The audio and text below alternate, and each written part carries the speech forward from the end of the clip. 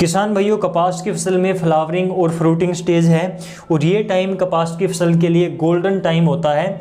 इस समय के ऊपर यदि आप अपनी फसल पर थोड़ा सा भी ध्यान देते हैं तो उसका उत्पादन निश्चित रूप से बढ़ा सकते हैं। ऐसे टाइम में जब कपास में काफ़ी ज़्यादा मात्रा में फूल आए हुए हैं, फल बन रहे हैं, टिंडे और बोल बन रही हैं, यानी कि फ्रूट बन रहा है, तो पौधे को काफ़ी ज़्यादा मात्रा में खुराक की आवश्यकता पड़ती है, खाद की आवश्यकता पड़ती है। इस टाइम के ऊपर पौधे में नाइट्रोजन, फास्फोरस, पोटास के साथ साथ दूसरे माइक्रो न्यूट्रिएंट्स की भी काफ़ी ज़्यादा मात्रा में ज़रूरत पड़ती है। कुछ पोषक तत्व, सूक्ष्म पोषक तत्वों की बात करें जैसे कि जिंक है, मैग्नीशियम सल्फेट है और इसके साथ में बोरोन है, कैल्शियम है, तो इन पोषक तत्वों के भी पौधे को काफ़ी प्रचुर मात्रा में आवश्यकता पड़ती है, जिनका हमें इस समय पर उपयोग करना चाहिए।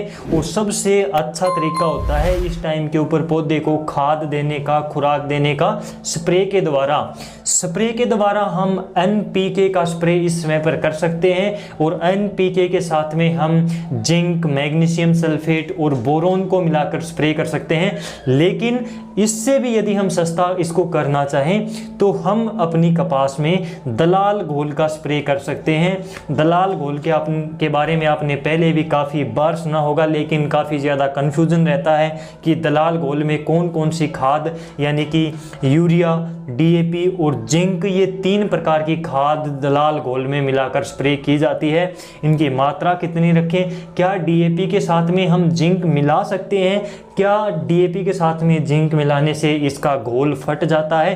तो इन सभी सवालों का जवाब आपको इस वीडियो में एक एक करके अभी मिलने वाला है। सबसे पहले खाद की मात्रा की यदि हम बात करें तो 2.5 किलोग्राम यूरिया, 2.5 किलोग्राम DAP और इसके साथ में जिंक में सबसे ज़्यादा कन्फ्यूजन होता है, क्योंकि जिंक कई प्रकार की आती है। जिंक आपकी 21% में आती है, 33% में आती है, चिलेटेड जिंक आती है, 12% में आती है।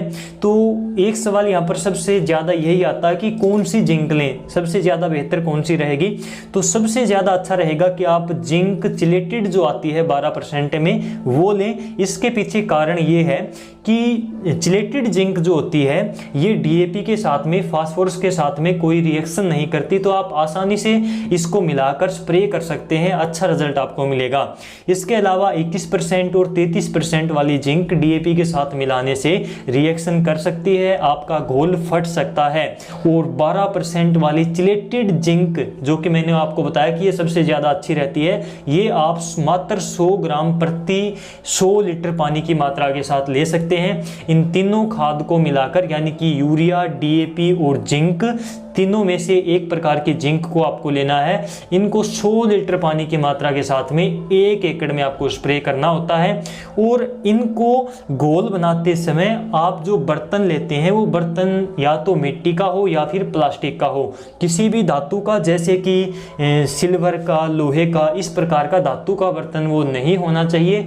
केवल मिट्टी का या फिर प्लास्टिक का बर्तन ही लें और तीनों खाद का घोल अलग अलग बनाएं। ये बातें आप जरूर ध्यान रखें, दलाल घोल बनाते समय सबसे ज़रूरी बातें हैं यदि आपको रिजल्ट लेना है तो।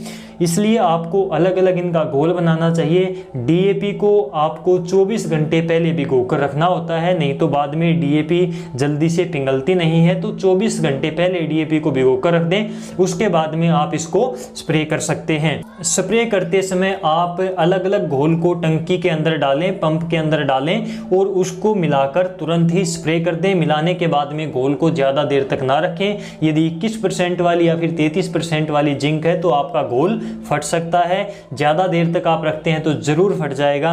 लेकिन यदि आप 12% वाली जिंक यूज करते हैं, चिलेटेड जिंक यूज करते हैं, तो आपका जो घोल है वो नहीं फटेगा। तो इस बात का आप ध्यान रखें, ये सबसे ज़रूरी बात है यहाँ पर ध्यान देने वाली। और दलाल घोल से क्या होता है, आपकी नाइट्रोजन की पूर्ति हो जाती है, फास्फोरस की पूर्ति हो जाती है और जिंक की पूर्ति हो जाती है। ये तीनों प्रकार की खाद पौधे के अंदर संजीवनी का काम करती है। इसका रिजल्ट आपको काफ़ी जल्दी दिखता है, काफ़ी अच्छा दिखता है। पौधे के पत्ते साफ हो जाते हैं।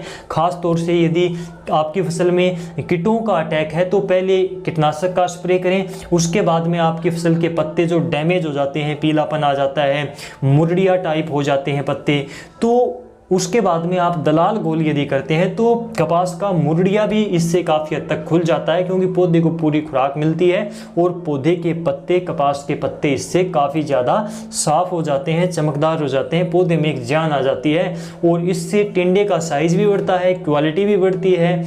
इस प्रकार से आपकी फसल का ओवरऑल उत्पादन भी बढ़ता है। दलाल घोल का कोई ज़्यादा भी खर्चा नहीं है, तो आप दलाल घोल का स्प्रे कर सकते हैं और इसको आप जो है 2 से 3 स्प्रे कर सकते हैं। एक हफ्ते के बाद में दोबारा से आप इसको रिपीट कर सकते हैं, दोहरा सकते हैं। इस प्रकार से 2-3 स्प्रे आप निकालते हैं तो आपकी फसल में आपको निश्चित रूप से रिजल्ट देखने को मिलेगा और इससे उत्पादन भी बढ़ता है, पौधे की और फसल की क्वालिटी में भी सुधार होता है। तो दोस्तों, इस प्रकार से दलाल घोल के बारे में आज के इस वीडियो में हमने बात करी। यदि आपको कोई सवाल है तो कमेंट में पूछ सकते हैं और इस जानकारी को ज़्यादा से ज़्यादा किसानों तक प्लीज़ शेयर जरूर करें। इस वीडियो को शेयर जरूर करें और यदि आप इसी प्रकार की खेती बाड़ी की जानकारी देखते रहना चाहते हैं तो डियर किसान के साथ जुड़ सकते हैं। चैनल को सब्सक्राइब करें। इस वीडियो में बस इतना ही। नमस्कार, जय हिंद।